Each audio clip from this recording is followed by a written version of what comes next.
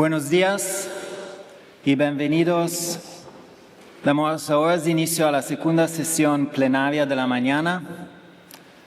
Good morning and welcome. We're now starting our second plenary session of the morning. Our speaker is Georgi Gardiner, and it is a great honor for me to introduce her to you. She's currently an associate professor of philosophy and gender and sexuality study at Tulane University in New Orleans, and before that, she was at the University of Tennessee in Nashville, and earlier in her career, she was a junior research fellow at St. John's College at the University of Oxford, and a fellow of the American Council of Learned Society. She holds a PhD in philosophy from Rutgers University, and she was an associate editor of the journal Law and Philosophy.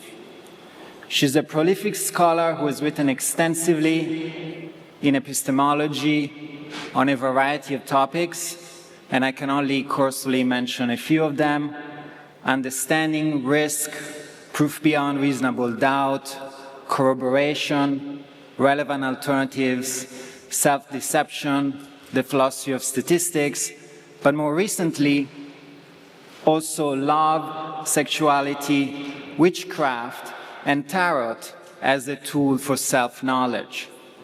A committed teacher, Professor Gardiner, has been rethinking how we can teach and do philosophy beyond the classroom and the traditional spaces of university buildings. I should also add that Professor Gardiner is not only a brilliant scholar and a devoted and creative teacher, but also a circus performer. She enjoys to perform on suspended scaffold poles. It is risky and dangerous business to perform suspended in the air, but well, danger is beautiful, said the philosopher Plato, and I suspect Georgi might agree. Professor Gardiner is also an expert sailor, and in her former life, she spent quite a bit of time sailing across the Caribbean Sea. There is more, but I should stop. Today she will talk about she said, he said, rape accusation and the balance of evidence. Please join me in welcoming Professor Gardiner. It is truly a great pleasure to have you with us. Thank you so much. Yeah.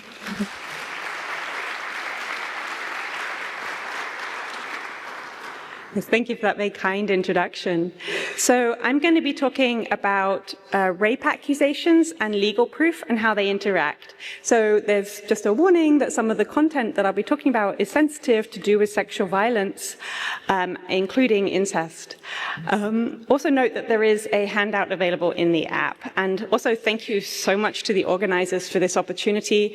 I'm absolutely thrilled. This is such a brilliantly organized, as far as I can tell, this is a brilliantly organized and wonderful gathering. So thank you so much, and I'm very impressed.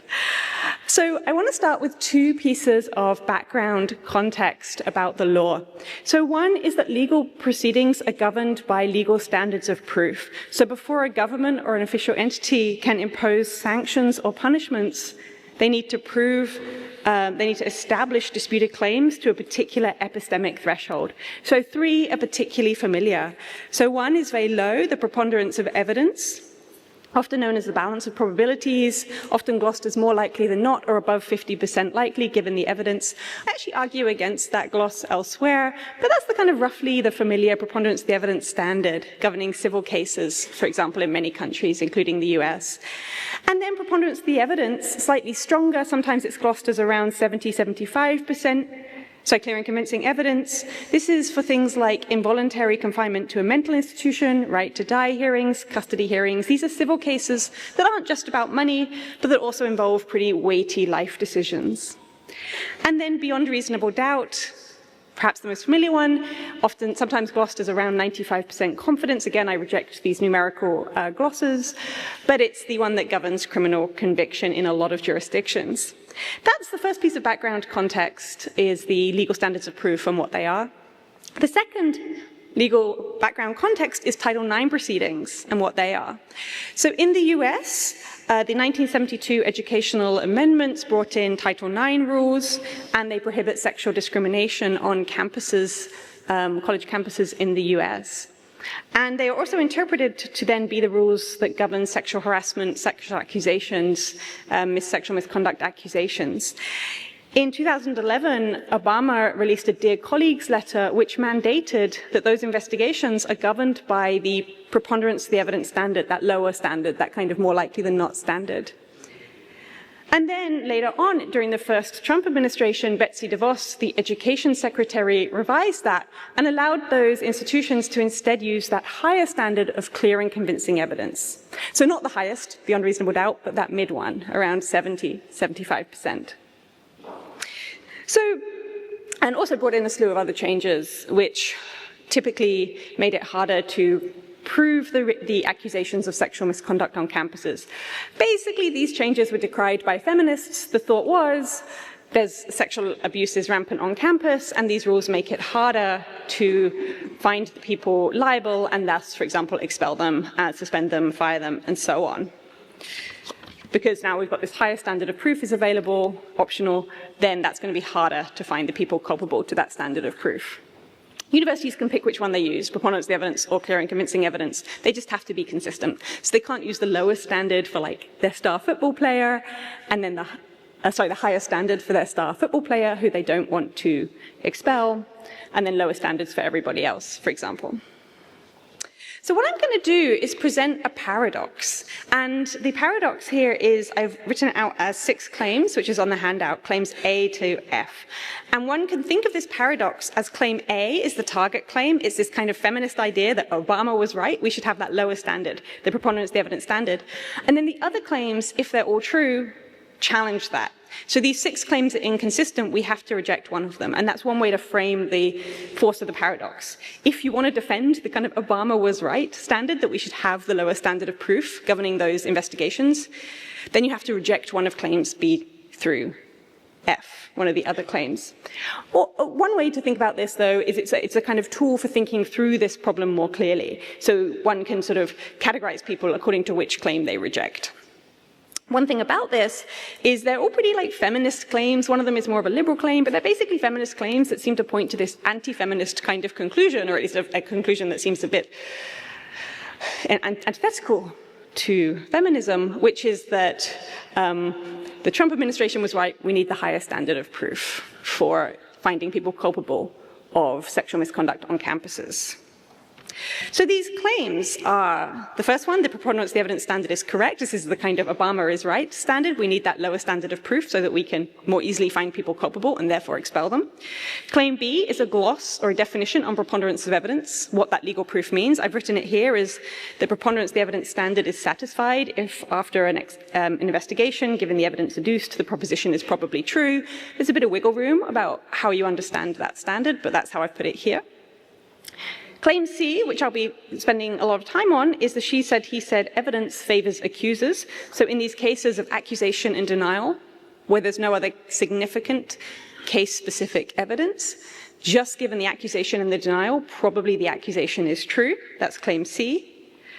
Claim D, considerable consequences, is the idea that if you find somebody culpable in one of these investigations, then that warrants considerable consequences like firing, expelling, or at least suspending the person. The thought is, if you're not even going to do that, why are you doing the investigation at all? It's almost kind of insulting to find somebody formally, you do the formal investigation, formally find them culpable, and yet do nothing, or sometimes there's these reports of people where they were assigned an essay, for example, in the US, as their punishment, assigned to do an extra essay. Then we have the liberal claim. So the liberal claim that is in some cases of mere one-on-one conflicting testimony between two people who are antagonists, two people who are involved, in some such cases, it doesn't warrant a considerable consequence like firing or expelling the person because it's just one person's word against another and they're antagonists. And note this is actually a weak claim because it only has to be in some such cases. And note, the structure of this case, it's of the two antagonists. So it's not sort of like one person's word against the other, where one of them is the police officer or a security guard or the dorm supervisor or a witness or something like this. It's two people's word, one against the other, where they were like the two people in the room with respect to like the relevant accused crime, like the relevant rape. So in some such cases, if that's the structure, the institution shouldn't be sort of firing one person, so choosing the other person's side, if there's no other evidence other than just the two people's words against each other. That's the liberal claim. It's this kind of credibility clash case. And then the connector claim is just simply saying that in some such cases that are described by that liberal claim are also going to be the she said, he said cases that are covered by the claim that probably the accusation is true. So that's just a connector claim saying that some of those cases are going to be some such cases are going to be describable by both the liberal claim and the epistemic claim, claim C, that probably the accusation is true. And so let me explain the grip of the paradox here. So the grip of the paradox is, suppose that you're the Title IX investigator at a university. So you're in charge of these kinds of things. In some such cases, you can hear about this standard she said, he said case of conflicting testimony, the rape accusation and the denial, in some such cases. And it could even be a kind of chain of testimony. Like, so that a friend says, this accusation occurred, and then the friend of the person accused says, no, he didn't do it. In some such cases like that, probably, given the evidence, probably the accusation is true, that's claim C. And so if Obama was right, if that Obama right is standard, you should find the person culpable, and then get warrants, considerable consequences, given claim D. But because it's just one person's word against another, then the liberal worry, the liberal kind of commitment kicks in, where it's like, oh, should I really be firing one person just based on one person's word against another? And so you both should and shouldn't have considerable consequences. That's the crux of the paradox. That's the feeling. And what I'd like you to do is kind of focus on a case where those claims seem right, where you can feel that tension. So rather than simply focusing on counterexamples, focus on the cases where you feel that kind of tension between this idea that evidence points to the fact that it's probably true, but because it's just one person's word against another, there's like a real worry about simply firing the person, expelling the person, and so on. Because you only need one such case for the paradox to go through. So what is a she said, he said case? So I've mentioned it's an accusation and a denial with no further significant case-specific evidence. And they're the two technical terms here. Significant, meaning it has a lot of bearing on what you should think. Significant evidence, not just simply paltry evidence that doesn't really say one thing one way or the other. But also case significant. It's not simply background evidence about things like base rates or normal human psychology or what is typical in society. It's specific to the case.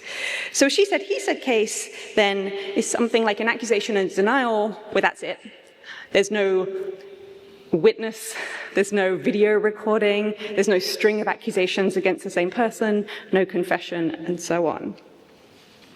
And notice here that I'm using the pronouns she to refer to the accuser and he to refer to the accused. I mean, this is the normal case, but everything I say, I think, probably follows regardless of gender, and it is important to note that people of any gender can be victims and can be assailants and can be falsely accused. It's worth emphasizing that. But I'm using she said and he said in the most standard ways to just sort of for ease of communication.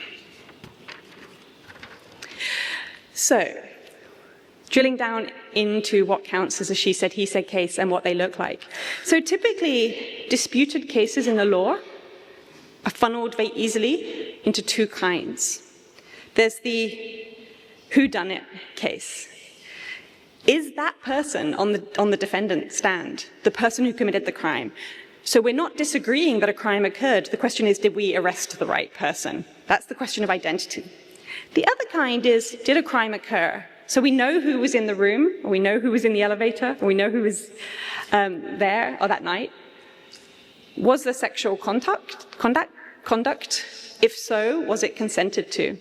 Now, she said, he said cases are almost always of that second kind. The first kind gets a lot of attention in the media, both in fiction and in newspapers, like the kind of stranger rape in the alley. But most rape, and certainly most she said, he said cases, is of that second kind, the one where you know who's involved. The question is, did a crime occur? So was the sex, if so, was it consensual? And I mentioned that most she said, he said cases are like this partly, and I'll come back to this, but it's because if the person can accuse a person, they know who it was, and if there's a denial, they learned about it. So really this is focusing almost always on acquaintance rape cases where the two people knew each other in advance. Note that such cases are normally called he said, she said cases, so male pronoun comes first and referring to the accused person. And I switch that order. I call them she said, he said cases. That's very deliberate. And the reason is that calling them he said, she said cases fits with the usual linguistic patterns of society of saying husbands and wives, guys and dolls, kings and queens, men and women, boys and girls. You feel that linguistic counterpoise, that linguistic balance, that seesawing. And I think we can mistake that for an epistemic or normative balance about mattering. Or in fact, sometimes the first one seems more important, right? Husbands and wives, kings and queens. It can seem like the first one is more important. And I think this is epistemically pernicious because there isn't an epistemic or normative balance. Because the accusation comes first, it's a she said. And then if anything follows, then the denial follows later. And that's why I call them she said, he said cases, to try to upset that epistemic counterpoise, the linguistic counterpoise, which suggests an epistemic counterpoise. So we think of them as linguistically similar, and therefore accidentally think of them as epistemically similar when they're not, epistemically weighted or balanced when they're not. So what is a strict she said, he said case, and what does the evidence favor in such a case? And I think these questions are related. I think they're deeply related.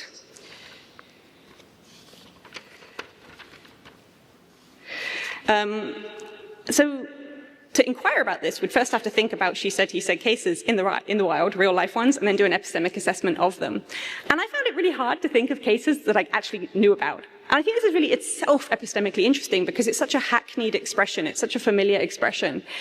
Oh, it's another she said, he said case. It makes it sound like they happen all the time, and yet I could barely think of any. I thought, what's going on here?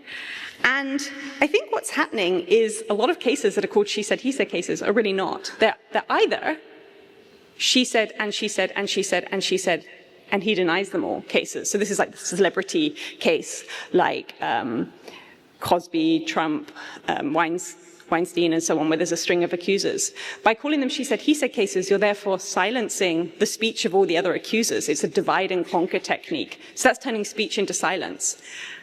I think, interestingly, we also do the other one, where we turn silence into speech. So I would ask people, think of a she said, he said case. And I mean, like, prominent feminists, intelligent, really scholarly, intellectual people, and they'd focus on a case, and I'd really be talking about what I mean by that. And I'd say, focus on a case, and they would. And then after a while, I'd say, okay, so now how did you hear about the denial? And they would come to realize they never heard a denial. There was no denial. They had presupposed a denial, assumed that he would deny, and therefore turned his silence into speech. So calling it a she said, he said case, even though he said nothing. So I think this is really interesting this kind of misogynistic alchemy that is turning speech into silence, and also silence into speech. I actually think genuine she said, he said cases are actually quite rare. But I do think you would hear about them if you were, for example, a dorm room supervisor at a university, or if you were a Title IX investigator, or a youth camp worker, police officer, social worker, magistrate. I think you would hear about some such cases. So these cases where there's no witness, for example, no excellent alibi, and so on. So I think in some such cases, when we think about those cases, insofar as we should lean epistemically, we should lean towards believing the accusation and thinking the denial is false. This is a very weak claim. I'm not saying believe. Not saying like beyond reasonable doubt. I'm just saying insofar as we should lean towards believing the accuser because it's more likely than not that the accuser. This is a very weak claim. That all you need is that very weak claim for claim C. She said, he said, evidence favors the accuser. This is because preponderance is a really, really low standard. And so one of the tensions underwriting, or one of the contrasts underwriting this project is the contrast between how low preponderance the evidence is and how good of evidence accusations are. It's part of the tension, the contrast that gives rise to the paradox. So what is a she said, he said case, and what does the evidence point to in such a case? These two questions are deeply, intimately linked. And one of the reasons they're deeply, intimately linked is the role of background beliefs. So background beliefs play a huge role. So if a judge says to the jury, just think about evidence that is laid out before you in this case, don't use any other evidence, I think that's kind of perhaps impossible to follow as an instruction. Why? Because background evidence is really epistemically potent. So you might hear a police officer speaking, one juror might think, police officers, they're upstanding, they would never lie, especially just to sort of protect their colleague, so what they're saying must have a lot of weight. Somebody else might think police lie all the time, they're very suspicious, and so it has a lot less weight. That's the background evidence bearing. Similarly, somebody might think, oh, that person looks shifty, that probably means they're lying. But somebody else might think, well, they look really upset because, their friend just died, so of course they look upset. So this background evidence is playing a huge role in how we uptake specific pieces of evidence. And this, of course, can apply to rape accusations. For now, we'll just set aside denials. So if you take what counts as additional extra evidence, so here are some kinds of examples. If you take something like there was an accusation, and then you add the fact that she was friendly to him afterwards, or she seemed fine the next day, or she flourished that semester in school, some people might think, well, then there's extra evidence. She was nice to him afterwards. That's significant case-specific evidence against the accuser. It's not a she said, he said case, because there's this other additional evidence. But somebody else might think, well, that happens all the time. That's probably, in fact, the more typical case in these cases of accusers, acquaintance rape cases. Being friendly afterwards is normal and to be expected. If it's evidence at all, it's very paltry evidence, so it doesn't really weigh that much against the accuser. And I can say a lot more about that. It might sound surprising to some people who haven't studied rape, acquaintance rape, but it's worth noting that in a lot of these cases, the person simply doesn't even acknowledge that they were raped. They hide it from themselves. I have another project about that. The first book on acquaintance rape was actually published as I never called it rape, because this is so common with acquaintance rape cases, is that the person doesn't call it rape. It says 73% of victims don't call it rape, for example.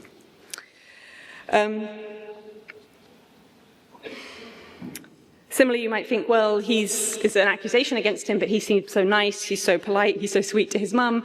This is like additional case-specific evidence. Somebody else, and you might think of that as significant, because you might think rapists wouldn't be so nice, somebody so nice wouldn't be a rapist. But somebody else might think, well, this is a very common practice, that's not significant evidence for or against the rape. So I think there's this trap. These questions about what counts as background evidence in your mind and whether it counts as a she said, he said case are so intimately linked that we can accidentally fall into this trap where if you're trying to think of a she said, he said case, what we instead do is think of a case that is epistemically balanced, where there's this epistemic counterpoise, where we don't know it's an unresolved case, we don't know what to make of it.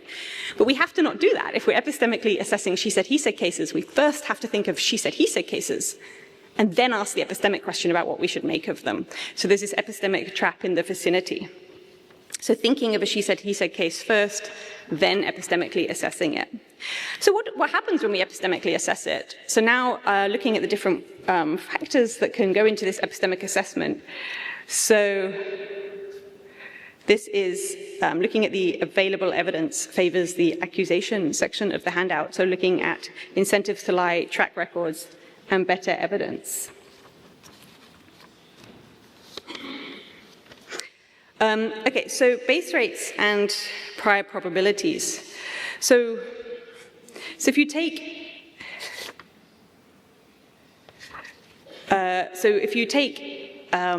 something like an accusation like my dad raped me. So for some people, these base rates play an absolutely huge role. So for some people, we'll think, well, that kind of thing is very rare. That really doesn't happen. Dads don't do that, or at least not dads around here, not Christian dads or Midwestern dads or so on. And so they would, when they hear that claim, it's like somebody saying, I don't eat anything except fruit, I haven't eaten anything except fruit for 6 months. That's a really implausible claim, very few people like that, so when somebody says that, that might not go above 50% because it starts as such an antecedently improbable claim. Somebody else might think that actually incest, that fathers raping daughters happens quite frequently. And I'm going to quote here from statistics from Naomi Wolf's The Beauty Myth. I'm not endorsing these statistics, but these are from Naomi Wolf. In fact, actually, Naomi Wolf is kind of well known for, infamous, for not being a very rigorous researcher. But these are what she quotes in the book. That 33 to 45% of families have a daughter who's the victim of incest, and that 80 to 90% of the time, the fathers are the perpetrator. That around the world, 24% of families are incestuous. That a quarter of Canadian women, their first experience is forced. 44% of women are the victim of either rape or attempt, and that's the first sexual experience. A quarter is forced. 44% of women are the victims of rape or attempted rape at some point. A quarter of daughters are child sex abuse victims, and in the majority of the cases, the family is the people in the family, the people doing it. These kind of Naomi Wolf-style statistics suggest it's really common. So if somebody says, my dad raped me, it's much more like saying, I'm a vegetarian. And so if you hear that claim, if I'm a vegetarian, I haven't said anything particularly implausible, and so you'll believe it, like your credence is almost certainly going to be above 0.5 if I say that about myself. So this, again, it's this role of background beliefs having a bearing on whether you think the claim is plausible. Similarly, we have modes of acquaintance rape. And so most people, when they mention an acquaintance rape, they don't say how it happened, they don't say the mode, but here are some modes. I was unconscious, I fought back, but I was overpowered, I froze, so that freeze response. I was drugged, or I was so completely drunk, or I didn't know he was inside me. Those kinds of claims, people usually don't mention the details, and I think it's partly because they implicitly realize they all sound a bit, to many ears, implausible. People have this background assumption that you wouldn't stay asleep if somebody was penetrating you, for example. So if somebody said that, then you might think, well, that doesn't sound plausible, for example. Or again, like violence between friends, like the fighting back, it just doesn't sound plausible. So it makes it sound like you've said something implausible. But these are the modes of acquaintance rape, and acquaintance rape is relatively common. So I think the Me Too movement was epistemically fascinating. It was very important and powerful, and also epistemically fascinating. And partly because people were kind of much more having this public reckoning about the nature and prevalence of acquaintance rape. And I read this post during the height of the Me Too movement, and it said, I thought I would have punched him too, ... until it happened. Somebody posted underneath, I thought this way years ago. I have 2 older brothers and know how to fight back. If it happened to me, I was sure I'd fight. But when it did happen, I didn't react at all how I thought I would. You never really know until it's happening. And I think these are really powerful and articulate expressions of how little we know about ourselves when it comes to sexual violence. We're so confident about these misapprehensions about our own conduct, let alone other people's. And that's also figuring into what counts as background evidence against the case, like the freeze response. That doesn't sound plausible. And also what we should make of the case. If it's quite common, then what should we make of this specific case? I actually think I witnessed a freeze response. On my way here, there was an elevator that was going down into a pile of people in a vestibule, like an antechamber, a small room, where no one could get out. And so it was about to be a complete disaster because we were going to get squidged in and this escalator was bringing us down. And I pressed the emergency stop. And I was very struck that people around me, some of the people, just had frozen. And they were sort of standing on the elevator, not moving, not knowing what to make of it. And I think what I was witnessing was a freeze response in a dangerous situation. And I think it's also worth emphasizing the difference. People react very, very, very differently from each other. I recently lived in a very violent neighborhood, and as a result, witnessed multiple gun crimes, and I reacted extremely differently to the different cases. Which as an epistemologist of trauma was very convenient, but as a resident was less so. I no longer live there. Okay, so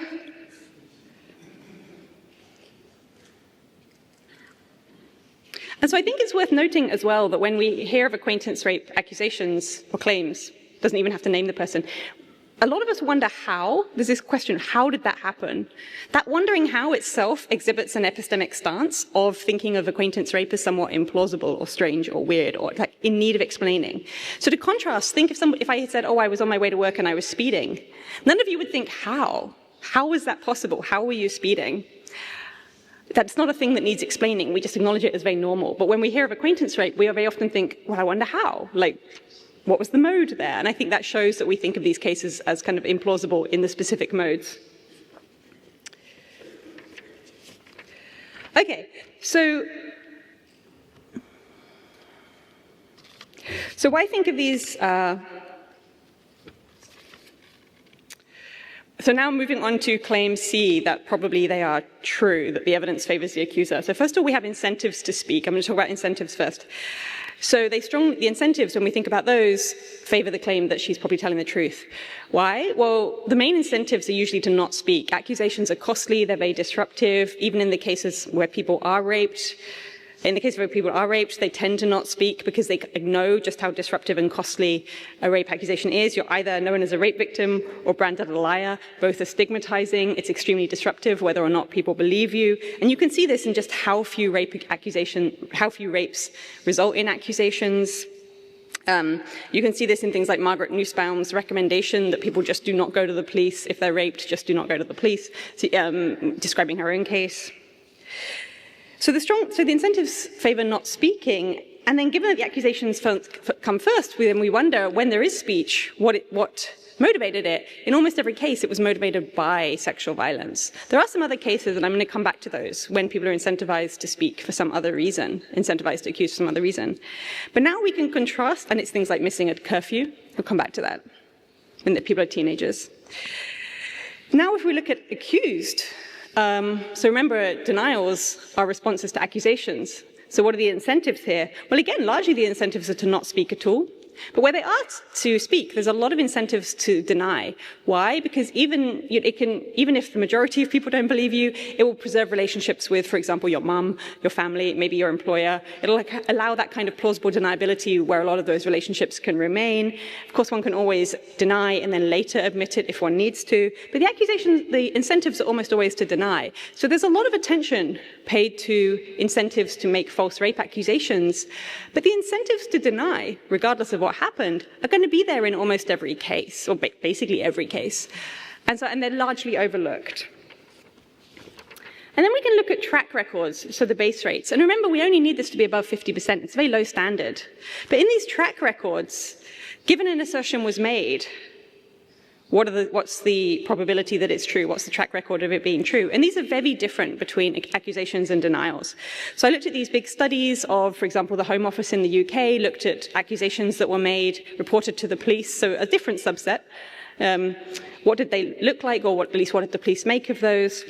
So basically they determined that almost all of them were true, a very small percent were false. Where they were false, and I think that first part is presumably not that surprising to people in this room. Where they were false, they had a distinctive features. So they were almost always submitted by a third party, usually parents, usually because it was a teenage daughter who had missed a curfew. They usually had features like being dramatic, so in a stranger with weapons on a bed of glass, this kind of gang rape, these dramatic features. In some cases, the person had a history of mental health and a history of false accusations. Almost always a person was not named because it was a stranger claim. So they weren't actually accusations, they were rape claims that don't name a person. Where they were naming a person, they were dropped extremely early. There was such a tiny, tiny number of cases that I think there was a huge study of decades of police reports. There was only 6 arrests, only 2 were charged in these false accusation cases, which actually is the same number of people who were charged for pervading the course of justice in the UK for making a false accusation. Or false rape claim, because often they just weren't even naming a person. They were saying, I was raped in in an alley by a stranger. And again, normally it's the parents reporting this, because of course the person who is making the false claim has no incentive for this to go to the police. They don't want it to go to the police. They're just trying to stop their parents from being annoyed at them for missing a curfew, and they're teenagers. So notice that these things look nothing like date rape accusations. Where they're naming a person, it tends to be a government official, like it's a prison warden and it's a person in prison. And I mentioned that string of false accusations. Normally it's that kind of case. They're trying to get money from the government. They're in prison and they're making an accusation against the police warden, for example, and they have done this before. These look nothing like acquaintance rape accusations, which have a very different pattern. So if you look at the base rates where you have an accusation that is an acquaintance rape accusation, which is the typical pattern for she said, he said case, they pattern like nothing like a false accusation according to this background data. Whereas if you look at the denials, then a large percent of them are lying. And in fact, if you ignore the fact that most rape accusations are true, when you ask this question, you'd be committing the base rate fallacy. So this means, and I won't go through it now, but this means that even if you assume that accused men tend to be honest and that most of say 99 out of 10 honestly admit it if they're accused, if you then assume something like 1 out of 100 accusations of the relevant kind, only 1 out of 100 are false, then a denial is still like 90% likely to be false. And this is because of that incredible epistemic force of the base rates. And so to ignore the base rates when we're thinking about if a denial is false or true would be committing the base rate fallacy. This means that false denials are like the normal to be expected thing, whereas false accusations are these rare and strange things that would need explaining. They're very unusual. So that's the kind of base rate case for favoring the accuser. And then you have what evidence does somebody have? So in a case where they're simply mistaken, you have the accuser and the denier, and they're mistaken because they have misleading evidence.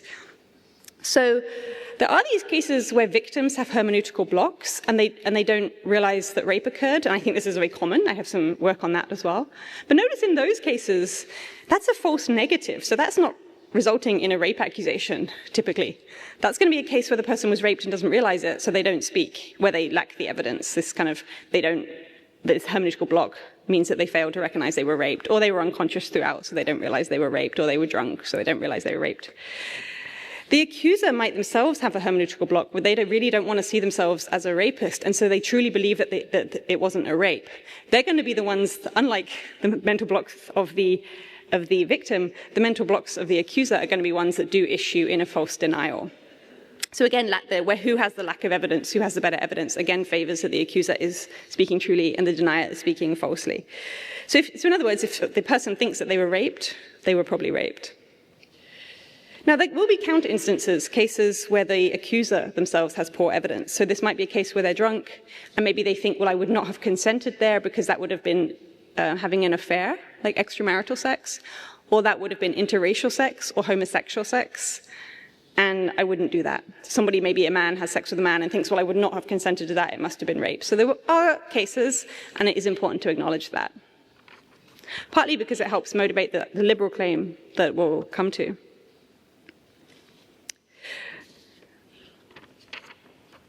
So I think there's interplay about what counts as background evidence and what counts as a she said, he said case. But I think we can sort of pull these apart. I think there's some flexibility about how we pull them apart, but that we should endorse this claim C that the evidence favors the accuser.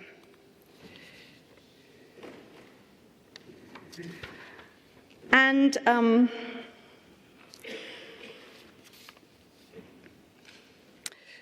so I think that the evidence for believing rape accusations, or at least favoring rape accusations, again, quite a weak claim, favoring rape accusations, is so strong it can actually bring that liberal claim into doubt. Because I've said so much about how rape accusations tend to be true, normally true, it's the expected thing to be true. You might think, well, then let's jettison the liberal claim.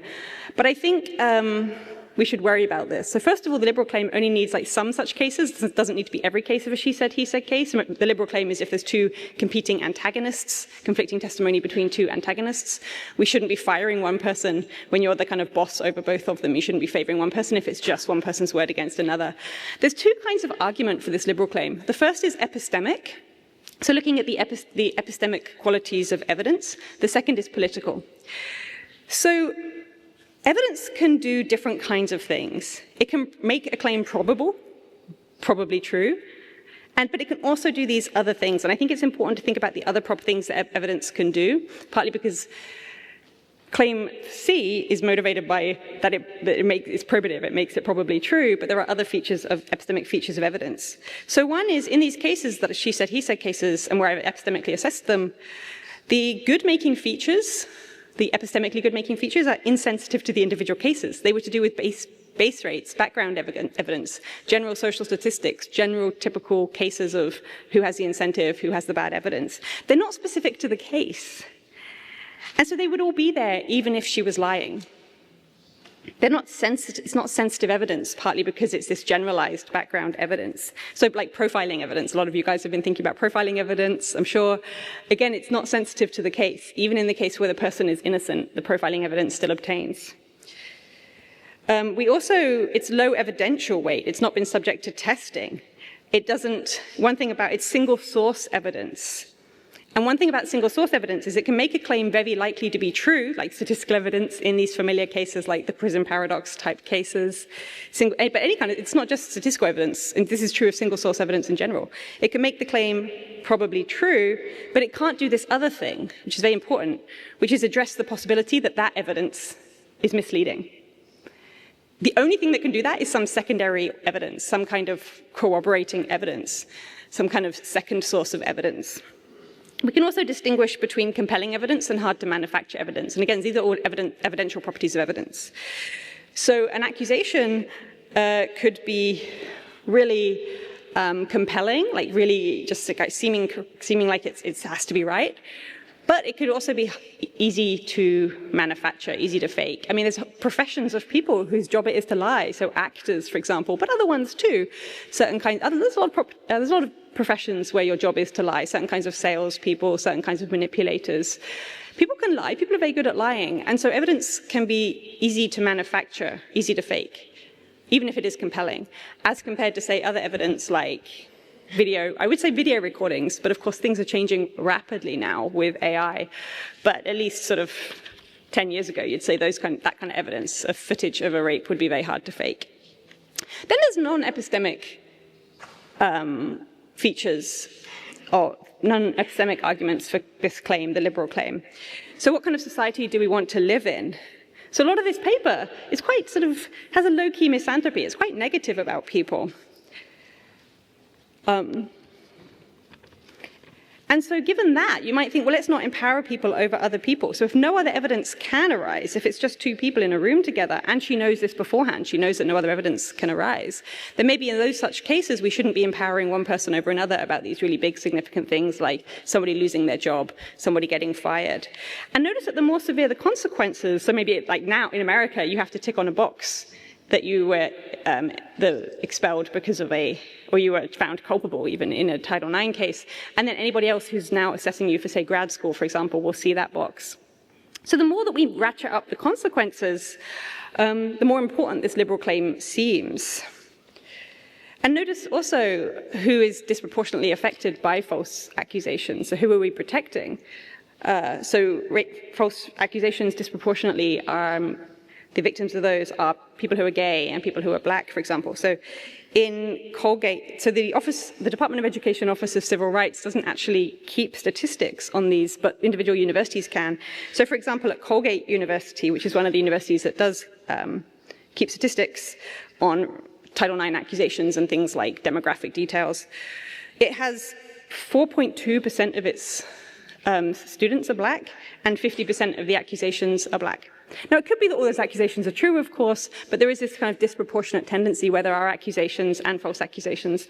They tend to be against people who, for example, who are black and who are gay men and who are trans as well. So you have this kind of trans panic kind of idea where people want consent to sex, but partly maybe they're in the heat of the moment and then later sort of have this transphobia re-kicks in and they make a false accusation.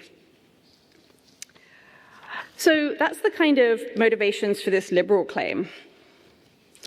And so that's the paradox. And I've spoken a bit about why I think accusations tend to be true, but I've also expressed some worries about mere accusations being sufficient. And like to emphasize, it's not that I have a stance about that I therefore think that we should reject claim A, but that because these claims are, I think, all plausible and yet inconsistent, everybody has to reject one of them, and that can help people better understand each other in this debate. So thank you so much. I appreciate it.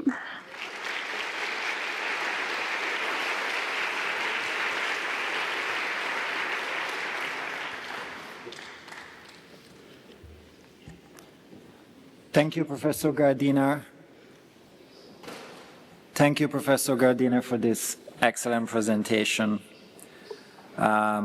So we have two options for questions, written questions or oral questions. I'll begin with a written question. So here it is. In assertions, we can distinguish between the content of what is asserted and the act of assertion.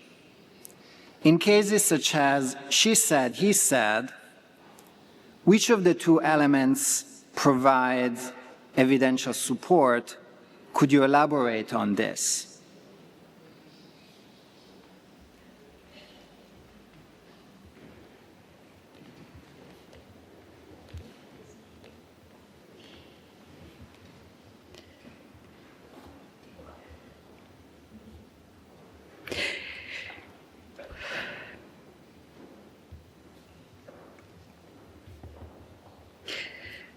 Yeah, great. Thank you so much. I really appreciate this question, whoever it was.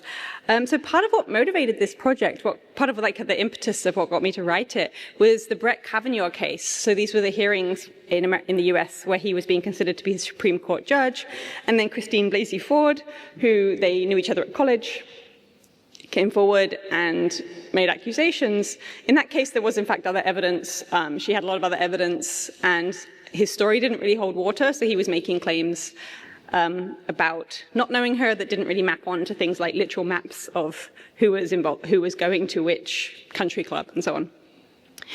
So in that case, where it seemed like a lot of evidence against Brett Kavanaugh, somebody posted on Facebook, and they posted something to the effect of rape is a heinous crime, more serious, just as serious as murder, so kind of this feminist flagging.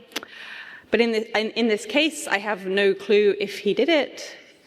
If he did, then, he definitely, the feminist things, he definitely shouldn't be allowed to be on the Supreme Court.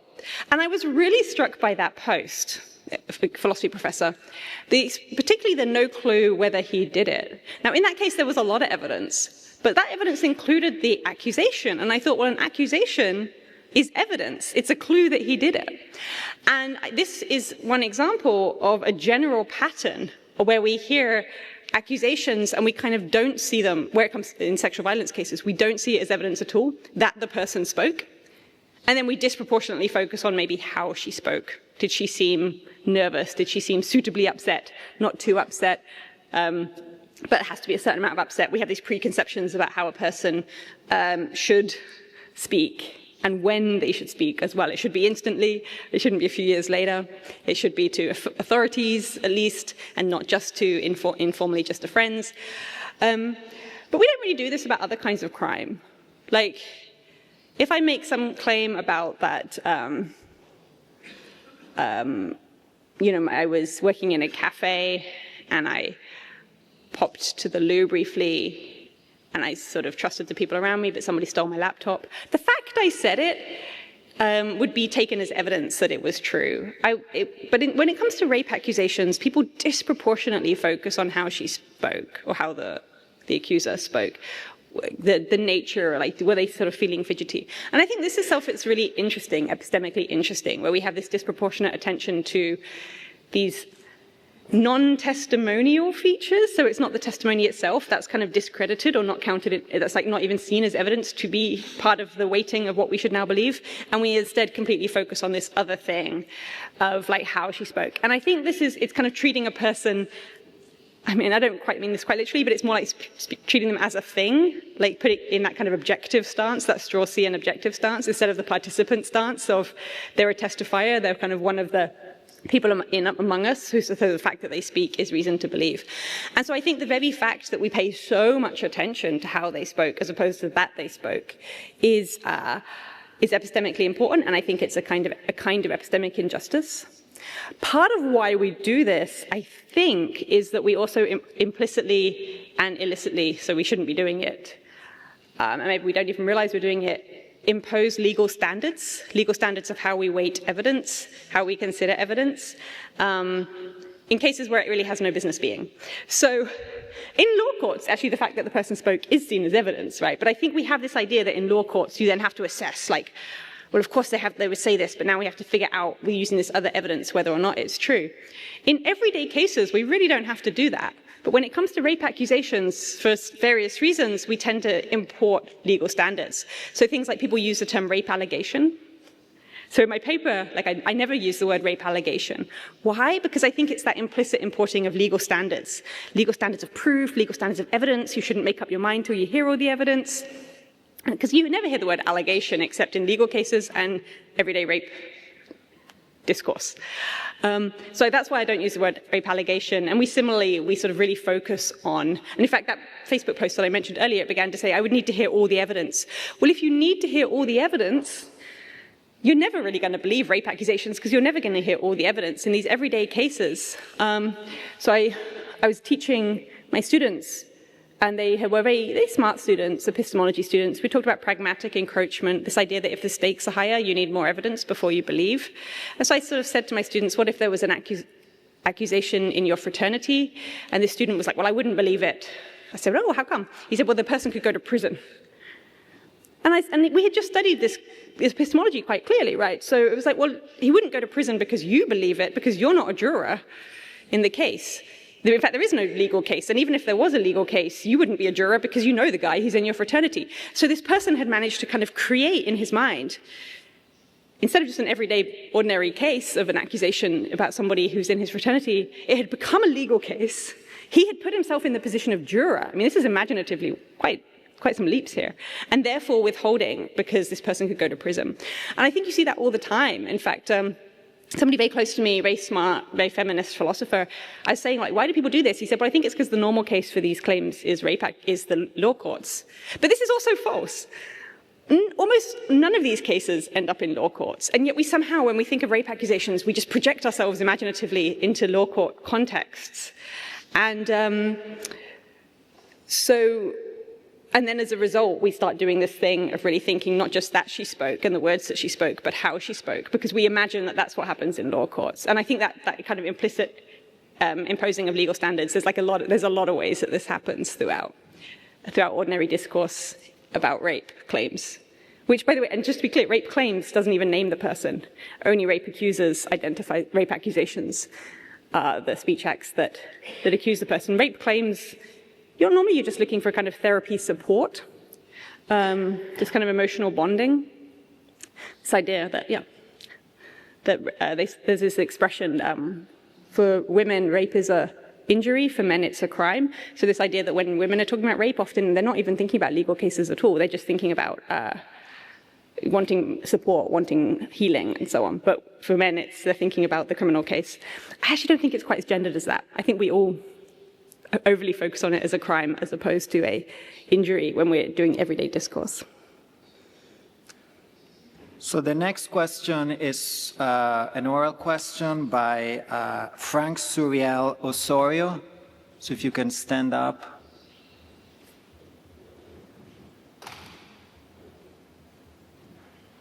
Hi, Professor. Here in the middle. Hi.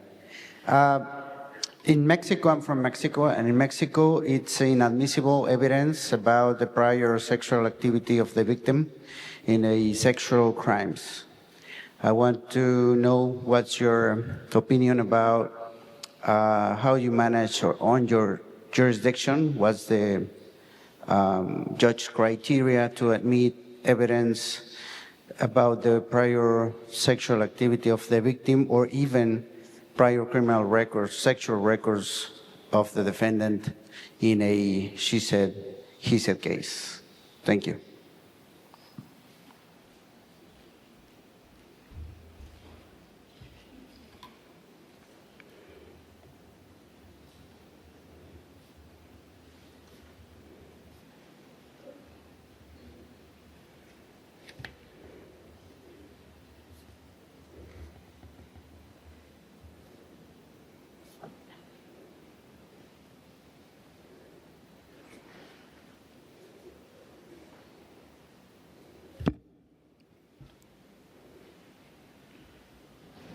Sorry about this.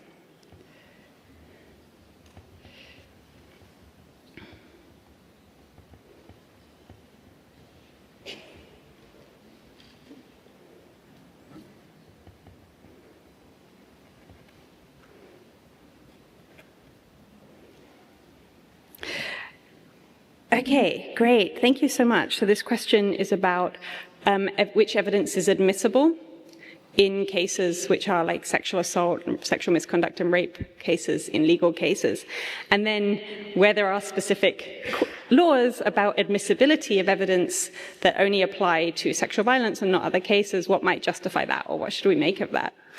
So character evidence law in the US is evidence law in the US is basically, if it's probative, let it in, unless there's a rule against it. And so we have rules against letting character evidence in. Character evidence is actually not a kind of evidence, it's a kind of inference. So you have things like, well, the person has committed those kinds of crimes in the past, therefore they have that kind of character, therefore they probably did it in this case. You're not allowed to do that. And then so we have these general character evidence exclusion laws that will include prior crimes of that nature. You are allowed to use them. I mentioned a bit about this in inference type, because you are allowed to use them if it's something like, therefore they know how to, then you're allowed it. So if it's like, the person has broken into many safes in the past, you're allowed to mention that because it could be evidence, not that he's a general person who would typically do that kind of thing, but because it shows that he knows how to break into safes. Okay, so then you have, so all evidence is allowed if it's probative, but there are exceptions. So exceptions might be like if it was gained through torture, if it was gained in an illegal search, and these kind of things. It's because we want to disincentivize torture, or because evidence through torture tends to be unreliable. So that's like a political motivation, and then an epistemic motivation. And then with the evidence exclusion laws, like you're not allowed character evidence. Again, it could be because epistemic reasons, that tends to be overestimated. Actually, I argue that in I have a paper on character evidence exclusion laws, and I argue that we're not very good at, we're just not very good at it. And that's what justifies their exclusion. But it could also be for some political reasons, like we don't just, just because somebody was a gang member, we don't now want that to we want them to have a kind of freedom in the way that they exist in society, where that is not then counted against them when they're found culpable, of when they're on trial for other crimes in the future, for example.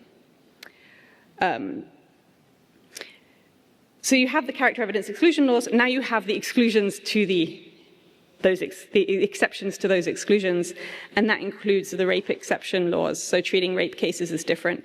And so in those cases, for example, prior crimes are allowed of the accused person. If they've been accused or found guilty of other crimes, then that would be allowed. So that's the kind of structure of character evidence law. And then you have the rape shield laws, which is of the person, the kind of person who's making the accusation, so the person where it's the thing that is being tried is whether or not they're a victim in the case, then their previous sexual history is not allowed as evidence. So they're called rape shield laws. So you have these two different structures going on here, the ones pertaining to the accused person, and then the person who is none of the alleged victim in the case, because we are now, in fact, in a case of legal context. So I think one reason why rape shield laws could be justified is if they're epistemically misleading. If people tend to see them, given the prevalence of rape myths, they tend to see them as really strong and probative evidence when they're actually quite paltry. So if we have these ideas that somebody who's promiscuous would then consent to other cases, somebody who's a sex worker would then consent to other cases, also that if somebody has consented lots of times in the past with the same person, then the chances of it being a rape in that case are very small. I think these are rape myths that are very prevalent, and those kinds of things could justify rape exclusion laws. I think that this context of two people being in a relationship where they have consented a bunch of times and then there was an acquaintance rape, I think that's very common, actually, unfortunately. But we really think of it as a general population, we tend to think of it as very uncommon. Like, why would you wouldn't rape your girlfriend, right? But this is exactly the kind of case I'm talking about. So you have that kind of reason, that kind of motivation, that it would be misleading in the case because we tend to overestimate or misunderstand what that evidence is telling us about what probably happened.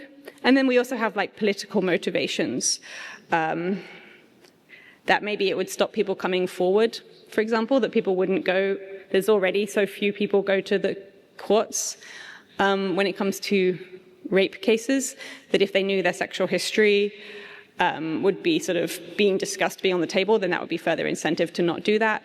Partly because perhaps it would just be a painful experience, and then it would also, they would feel like it would be less likely to secure a conviction, and so even less worthwhile. So that's kind of the structure of the kinds of laws and the two kinds of structure, the two kinds of motivation when we're assessing, or two kinds of justification when we're assessing those kind of laws. The epistemic, is it misleading? And then the political. So with something like the epistemic, one might say, well, could there be another thing to do? So could you really educate jurors and magistrates and judges? I think this goes all the way up, right? It's not just jurors, it's also judges, about rape myths. And so really having people being more educated about the prevalence of, for example, cases where the two people are in consenting sexual relationship, and then there's an instance which is non-consensual sex, which is rape.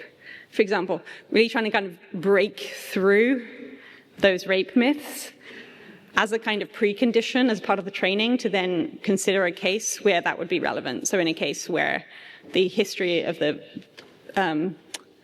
victim is that they have in fact consented to a lot of sex with people in the past, or that it was a sex work context, or that it was in the context of established relationship.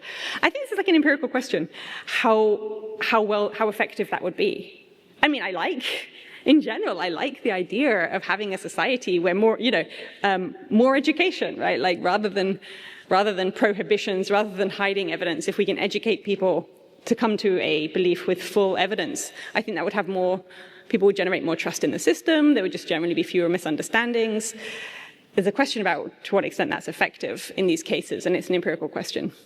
Now, this actually came up where somebody was saying that they wanted tips to be banned in the US. So this is a general idea that tipping culture, this idea that you pay for your meal and then you pay extra, is a lot of people just widely see that as bad, but then what to do about it? And someone was saying, well, you should ban it. And I really feel like bans are kind of a last resort thing. What about if we tried first, really educating people about all the many, many, many ways in which this is an unfair practice with a racist history and racist, current effects, and really motivating the ways in which this is bad, could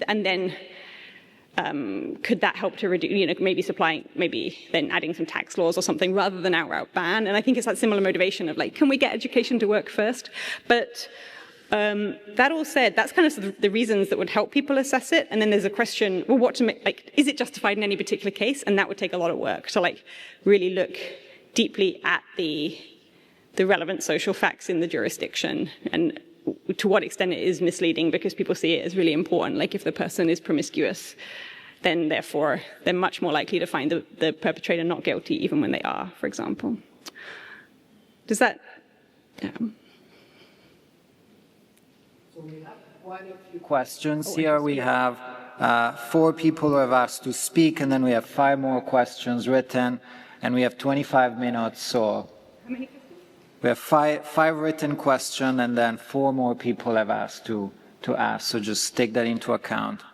So I'll read you one more question. This is a bit long, so brace for it.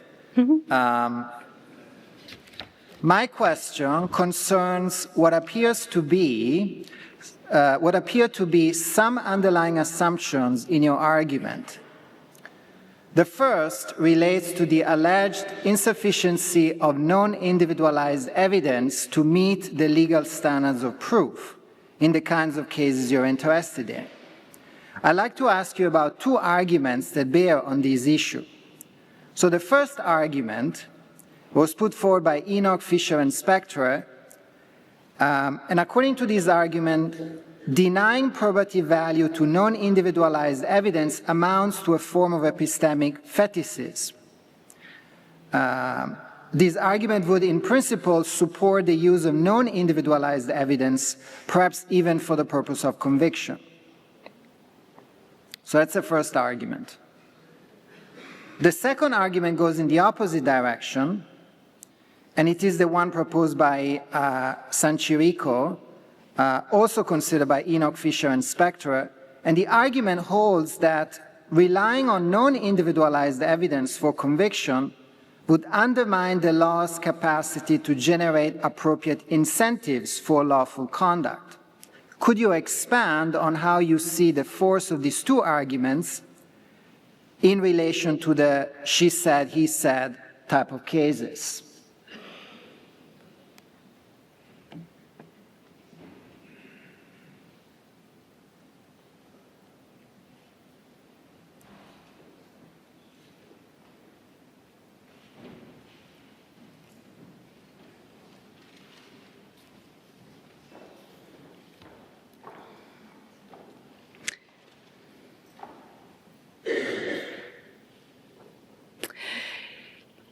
Yeah, I think, so I have some worries about the incentive kind of argument that is discussed in the second kind of motivation and that Enoch and Fisher also discuss.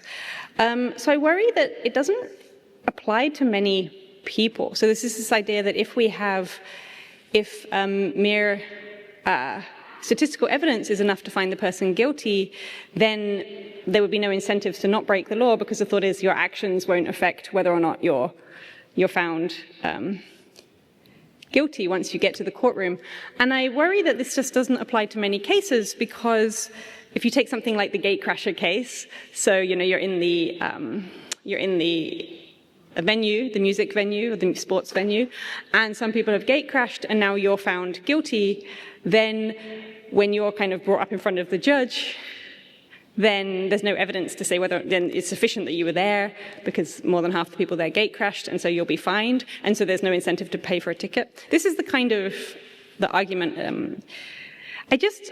I worry that those are very, very rare set of cases. Like, there just aren't many cases where you're brought up in front of a judge, regardless of whether you were innocent or guilty, because in almost every case, there's some specific individualized evidence that got you in front of the judge in the first place. So even if base rate evidence is allowed, general non-individualized evidence is allowed, then even in those cases, you'll still have the incentive to not break the law, because you'll have an incentive to not be identified as a lawbreaker and therefore brought in front of a magistrate, arrested, brought in front of a judge, and so on. So that was my worry about the incentive type case. And I wrote about that in my response. The paper that I have where sensitivity is in the title, it's like legal standards of proof and sensitivity, I take on that case.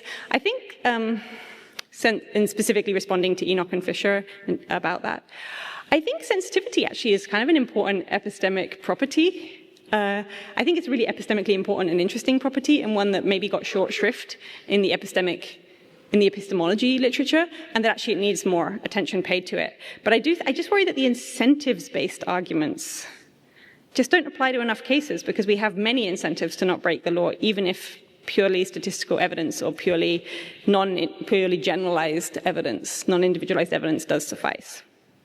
Because we don't want to end up in the law courts in the first place is one reason. Because the number of cases where you would be brought up in front of a judge and on purely statistical evidence, that be enough to be found guilty, is a tiny number of cases. It's hard to really imagine such cases. The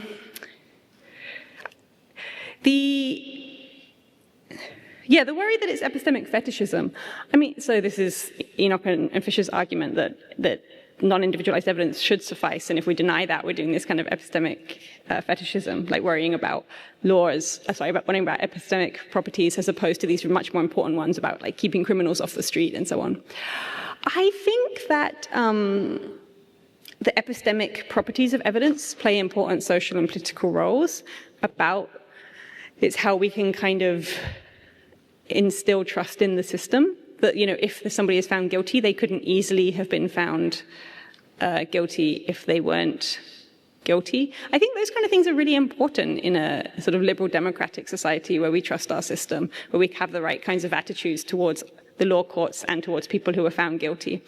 So I think things like secondary evidence. So this is a case where you could have a lot of evidence of one kind, an accusation or base rate evidence or one kind of evidence.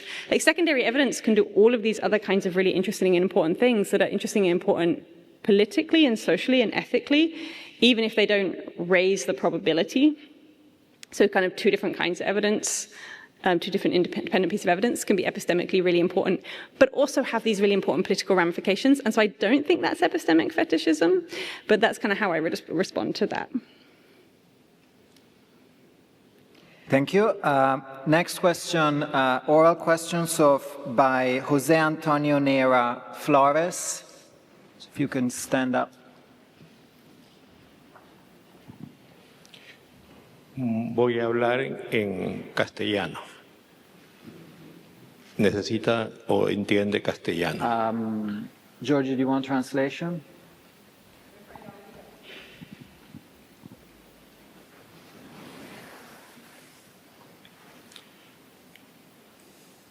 Profesora, usted ha hablado de 3 estándares de prueba. Uno bajo, uno intermedio, que he entendido que usted indica que es el que se aplica en Estados Unidos, o no sé si en qué estado, de los 50, y uno alto. Habla que se aplica el estándar intermedio. En su exposición he escuchado hablar de la prueba testifical de la presunta víctima. No he escuchado la palabra revictimización o proteger la salud mental de ella. No sé si es un problema de traducción o es que usted no utiliza ese término. Le pediría, por favor, que me explique. También, ¿qué pasa si solamente hay la declaración de la presunta víctima del delito sexual? ¿Hay alguna protección para evitar que se pueda afectar su salud mental? Es preferible que se tome la declaración en fecha próxima a la comisión del delito. Yo soy de Perú. En Perú se trata de que eso sea así. Nosotros, nuestro país tiene su sistema procesal, un origen europeo continental, y no esperamos la fecha del juicio oral, que puede tomar mucho tiempo, y se trata de asegurar la declaración de la presunta víctima ante un juez, un fiscal, el abogado defensor del imputado, y hay unos espacios físicos especiales que se llaman cámara Gesell, que están en un ambiente, estas tres autoridades, hay un vidrio oscuro y detrás va a estar la presunta víctima con un psicólogo forense. El juez admite las preguntas y el psicólogo forense tamiza o facilita las preguntas para que no se haga en un lenguaje que pueda revictimizar a la víctima. Se graba audio-video y en el juicio oral eso es lo que se va a exhibir. En su país, ¿cómo se estila que se tome la prueba testifical? ¿Qué pasa cuando solo hay la prueba testifical? Le escuché a usted hablar de que por la inmediación es posible que se prefiera la expresión oral o corporal a el contenido de la declaración, y no le he escuchado hablar tampoco de algo que especialmente en la Universidad de Girona se difunde mucho, que es la psicología del testimonio, que tiene que ver con el conocimiento de la memoria. O sea que hay factores del suceso, de la persona y del proceso que pueden afectar la fiabilidad de la declaración de la presunta víctima. ¿Cómo hacen en Estados Unidos de Norteamérica para poder establecer una respuesta que sea lo más próximo a la verdad en la sentencia, se trate de juzgados profesionales o se trate de jurado popular? Si se tiene la declaración de la presunta víctima del delito sexual, hay necesidad de corroborarlo. Va a haber un examen médico legal a ella, va a haber una evaluación psicológica a ella, se practica también al imputado una evaluación psicológica. Quisiera que por favor me explique si hay necesidad de corroborar la declaración de la presunta víctima y si solo se presta a esta, ¿cómo establecen ustedes la alta fiabilidad? Perdone por la extensión de la pregunta, pero son problemas que quisiera que por favor me dé la información de los Estados Unidos de América. Gracias.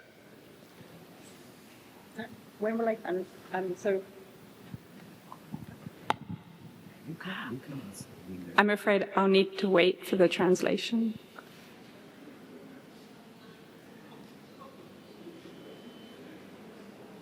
This was not coming through in English. It's not coming true.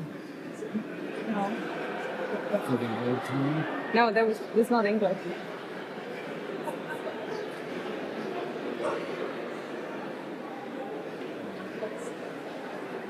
Oh, perdón.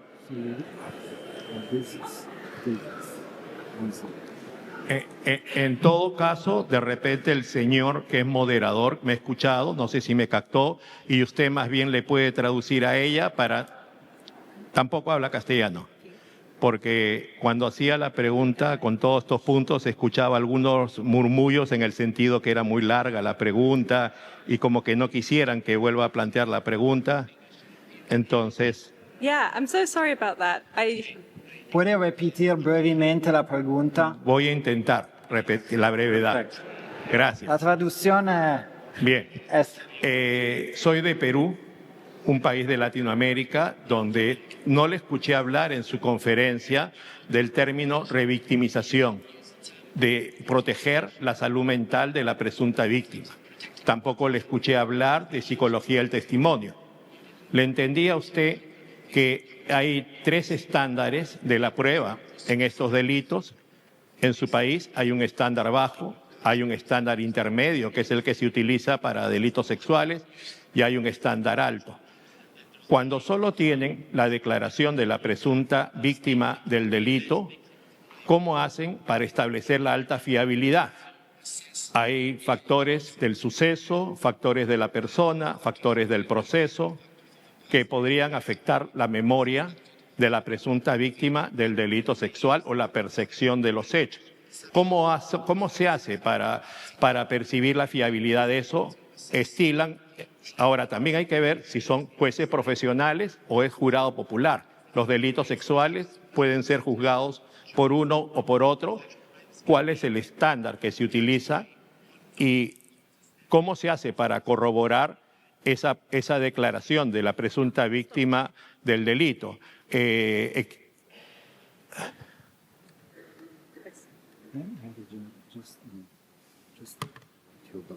Yeah. Okay, great. Yeah, thank you. Okay.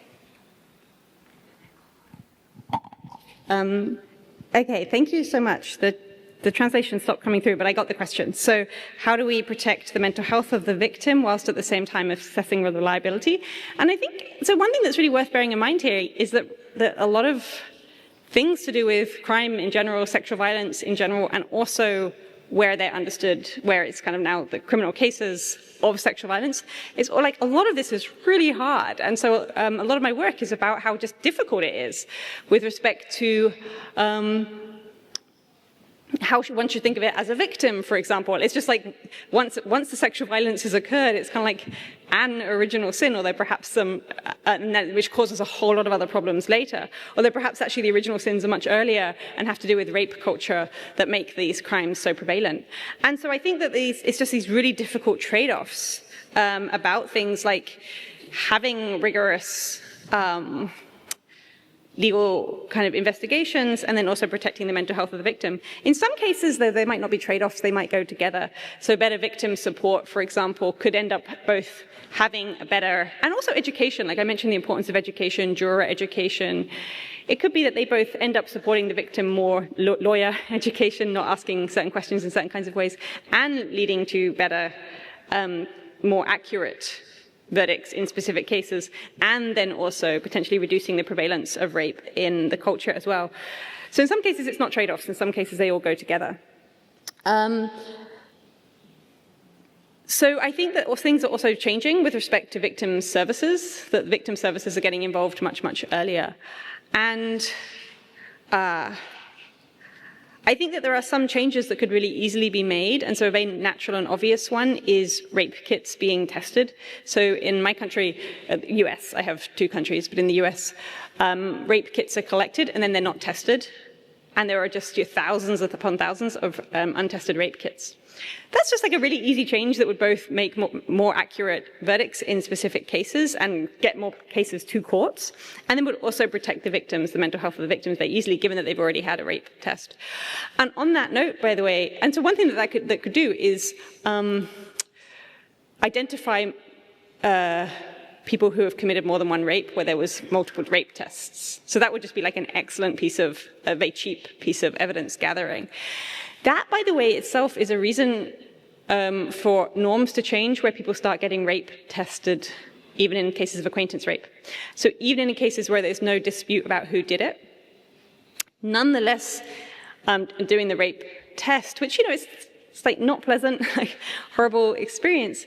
But then if you end up with a database where these people were accused of acquaintance rape, the victim knows who did it. There's no question about the identity, but they end up in a database. And so now if there's multiple pings, that will then be this kind of, even if no particular individual goes forward to the police, the multiple pings means that if anybody does, there's going to be a much stronger case. And also that perhaps that could potentially, a police officer, the investigating team, the emotional support person within the police precinct could say, hey, actually, that person, your friend that you've come in about, they come up in the database in multiple places. That could change then both the emotional support, sort of things to do with the mental health of the victim, and also getting more accurate, getting more cases to court, having more consequences, getting more accurate investigations. And that's just something that I think is not really appreciated, is that rape testing kits could play a role even in acquaintance rape cases, where it's not a question about there's no who done it about it. People know who did it, who that person is. Thanks. All right, a written question now. I'll try to combine a couple of written questions. So maybe it be the case that the focus on what she said is due to the general scarcity of evidence in these kinds of cases. And besides that, maybe it be the reason why stereotypes are inevitable in order to assess the testimony. And there was, in fact, another question that asked about the role of victim stereotypes in she said, he said type of cases. And if you can keep your answer to 3 minutes, then we can get another questions live. But up to you. So the question was that a lack of other evidence is why victim stereotypes play such a large role? Well, first part is that the lack of evidence may be the reason why there is so much focus on what she said. And then the second part is that might have to do with also the role of stereotypes. And what is the role of stereotypes in general in this type of cases?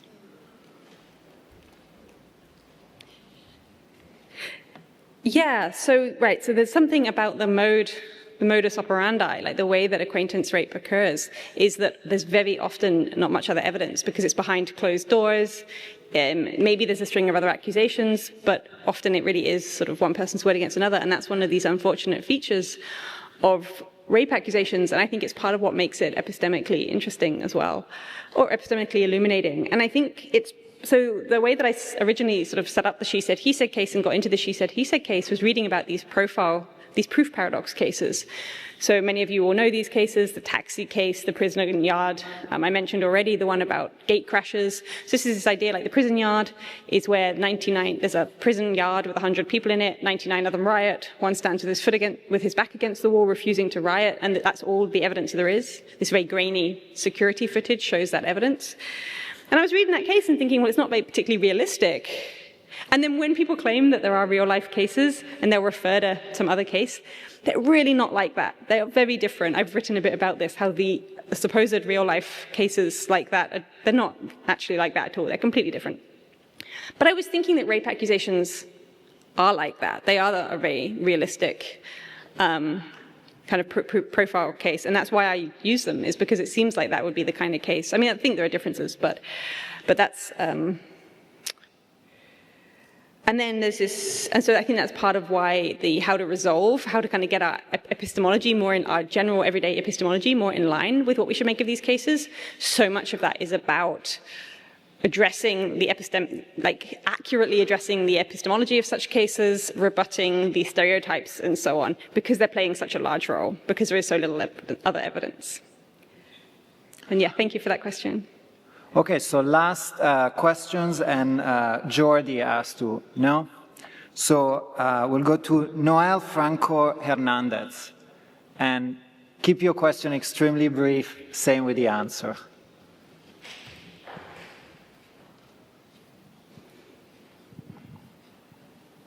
Gracias.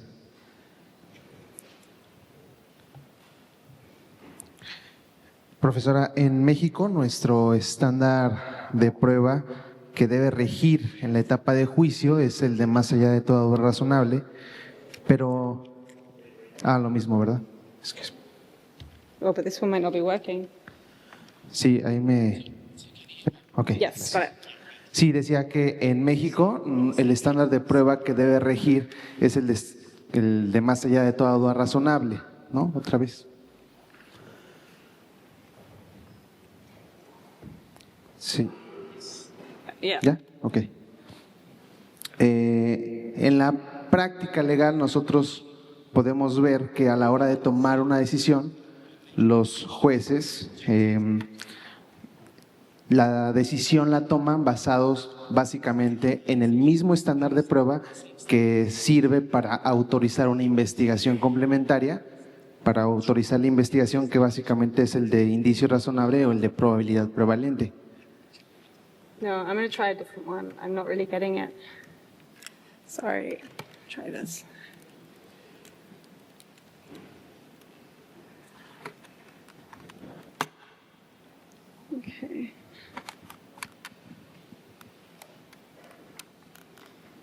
Can you try again, the interpreter?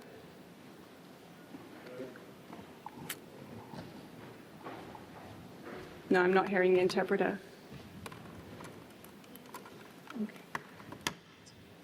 Okay, now I ¿Sí? hear. Ok. Listo.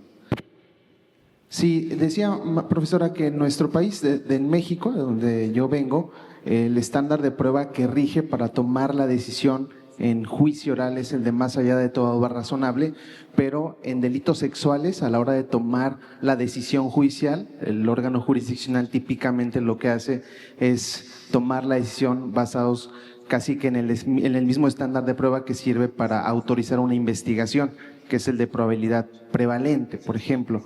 ¿Cuál es la postura que usted tiene con respecto a esto, partiendo de la base que el estándar de prueba más exigente, que es el de más allá de todo razonable, debe de estar establecido para declarar fundada una hipótesis? Esto partiendo justamente de estos problemas que tenemos, si es que en el caso de delitos sexuales esta exigencia se tiene que bajar, se tiene que reducir, o debe de respetarse este estándar de prueba, porque insisto, esto a la hora de juicio se reduce en la práctica legal.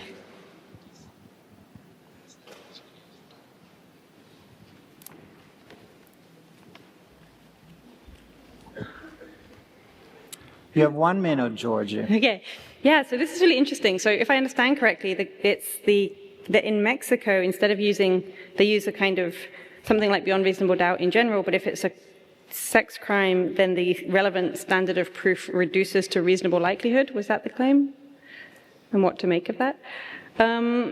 Yeah, I think that's really interesting. I mean, that's very revisionary to have a different standard of proof for certain kinds of crime. I think that could end up leading to some paradoxes of certain kinds. So I thank you for drawing my attention to that. That seems really important.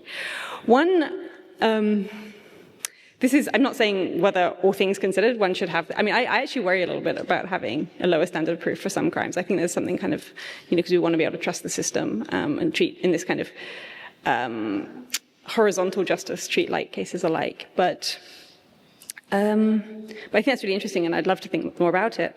One thing that somebody drew my attention to when I gave this talk very recently is that if one reason for one upshot or one consequence of having the preponderance of evidence standard so the lower standard in Title IX cases, is that then if the person is not found culpable, there's an additional insult to the victim or to the accuser, which is, wow, my word didn't even reach that low standard.